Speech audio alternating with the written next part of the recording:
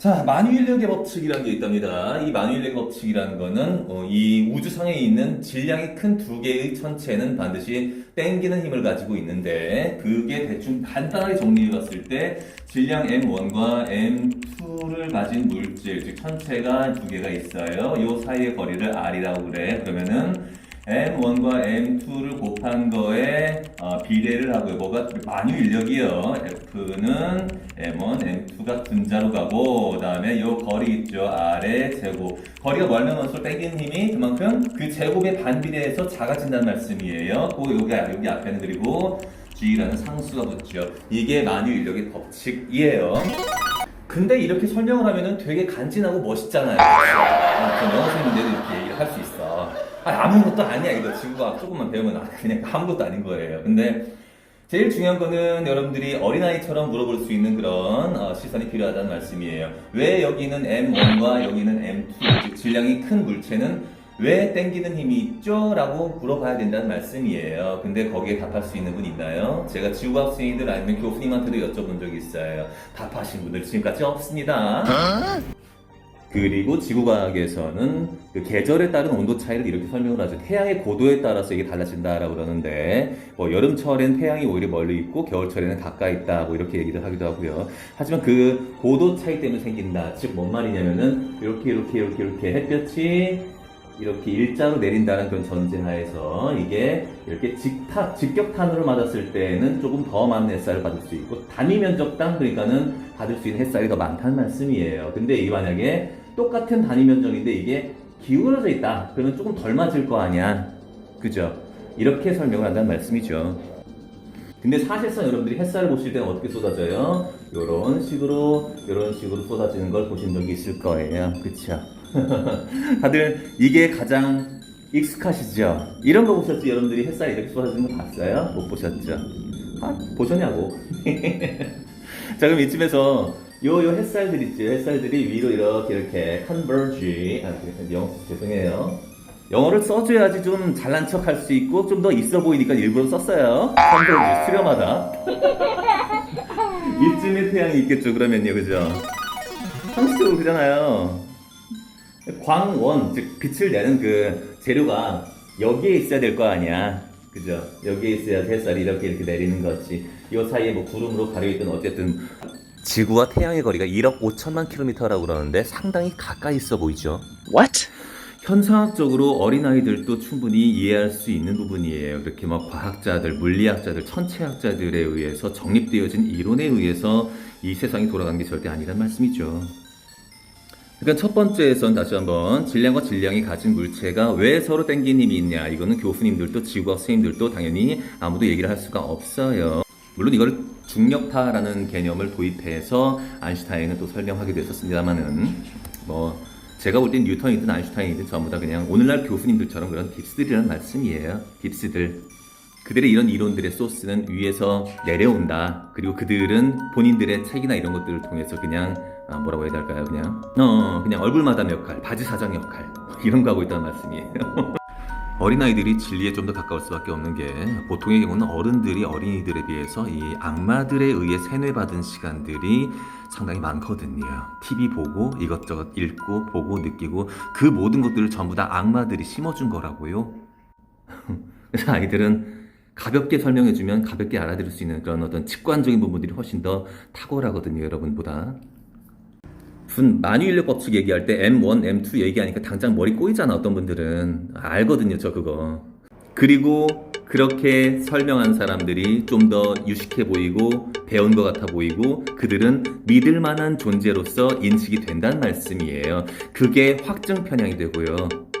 근데 이렇게 순수하게 의심을 가는 사람들한테는 그냥 당신은 무지해요. 본인의 상식으로 본인이 겪어본 거 그리고 본인이 지금까지 배워왔던 걸 그걸 기준으로 해서 당신은 무지해요. 요새도 이렇게 믿는 사람들이 있어? 이러신다는 얘기야. 그렇게 해버리니까 서로 유감밖에 안 되는 거지. 뭐 물론 평평설 주장하시는 분들도 당연히 유감이든 격한 말 나올 수도 있어요. 근데 근본적으로 둥글교를 지지하시는 분들은 어때요? 일단 근본적으로 야 이 바보야 이렇게 시작하잖아.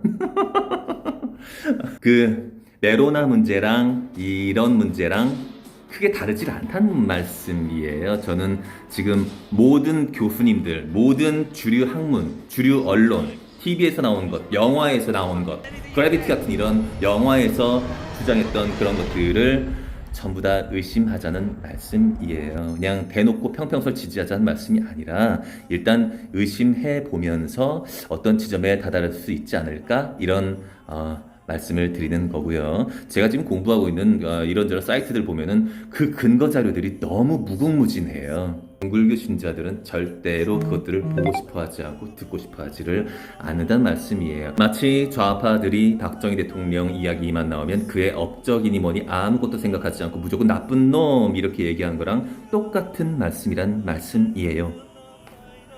조금은 자랑하고 싶은 게 그 전문가라는 단어는 아마 제가 처음으로 쓰지 않았나 하는 생각이 들어요. 이 많은 주류 학계나 아니면 그 전문가들 이 사람들이 하는 말들 이런 것들이 어떤 권위가 있다라고 많이 생각하시는데 사실상 아무것도 아니다라는 것을 굉장히 짧은 그 밈으로 표현하고 싶었어요. 그래서 궁리하고 하다가 전문가라는 말이 튀어나왔던 것 같고 뭐 우리 교황님을 또 디스하는 그 말도 제가 만들어냈잖아요. 궁극적으로는 세계에서 가장 높은 권좌에 앉아 있는 그 양반도 이렇게 빙신인데 다른 학자나 이런 사람들은 뭐 좀 더 위대하고 더 많이 알고 이 세상에 대해서 좀 더 깨친 그런 사람들이라는 생각이 드시나요, 여러분? 그들 편히 먹고 살고 인정받고 존경받기 위해서 어떤 단체를 만들었고 그 단체가 전 세계를 지배해 왔다는 말씀이에요. 그러니까 제가 지금 만약에 교수님 하고 싶다고 해도 되는 게 아니라니까 몇 억을 꽂아줘야 돼 일단. 그렇게 해서 돈 거래를 해가지고 그 자리에 올라가는 거야. 그리고 그 뒤로 생길 수 있는 많은 이득들이 있는데 그 이득들을 받으면서 다른 어떤 비밀들을 누설하고 자신들의 어떤 영업 비밀 이런 것들을 함부로 얘기했다는 좋댄다. 이게 안 보이시냐고요. 근본적으로 인간들은 무지해요. 뭘 갖다 꽂아주지 않으면 그게 뭔 개념인지 그 순간에 들리고 그 순간에 보이고 그 순간에 만져지고 느껴지는 그 모든 것들이 그것만이 내 세상인 것이죠. 여호와를 경외하는 것이 지혜의 근본이거늘 미련한 자는 지혜와 훈계를 명시하느니라. 여러분 오늘 아침에 뭐 드셨어요? 라고 질문하기 전에는 여러분들은 아침에 내가 뭘 먹었는지를 알 수가 없단 말씀이에요. 여러분 아버지 어머니 성함이 뭐예요? 라고 물어보기 전에는 그게 액티베이트 활성화가 안 된다고요. 인간이 멍청하다고요. 진짜로. 근데 그냥 지구과학 시간에 배웠던 내용들이랑 자신들의 물리적 감각이랑 이렇게 대조해 봤을 때 생겼던 그러한 그 공식들, 도식들 거기에만 매달리시는 분들이랑은 기본적으로 대화가 안 되는 거야. 그래서 인간은 뭘 알기 전까진 절대 아는 게 아니에요. 그래서 누군가가 무지하다라는 말을 함부로 하려면은 내가 뭔가를 많이 알아야 되는 상태라는 말씀이죠. 초장부터 이렇게 무지하다라는 표현 쓰시는 분이 계시더라고요. 뭐 저도 아직 부족하고 무지한 부분 많이 있습니다만은 근본적으로 마음을 열어놓고 모든 것의 가능성을 지금 다 열어놓고 있는 그런 상태예요. 그렇게 수동적으로 세상이 떠먹여주는 것들만 받아 드신 분들이 하실 말씀은 아니에요, 절대. 어디 이렇게 특정 분야에 있어서 뭘 파헤치고 이런 스타일은 못 돼요. 그런 이공계적인 그런 오타쿠적인 이공계를 약간 디스하는 표현은 아니고요. 그분들에 대한 존중이에요, 사실은. 그 오타쿠적인 그런 그 삘이 저한테는 없어요. 근데 전반적으로 이 애기들 문제부터 해가지고 전 세계 모든 이런 문제들, 인간들의 내면 안에 얼마나 더러운 것들이 있고 이런 것들이 우리 외면 바깥으로 어떻게 표출이 되어 왔고 어떤 정치적 문화적 시스템으로 연결되어 왔는지 이것들이 정확하게 보이는 사람이에요, 그냥. 보여요. 그냥 저는 그게 제 잘난 체가 아니라 하나님이 꽂아주시니까 매일같이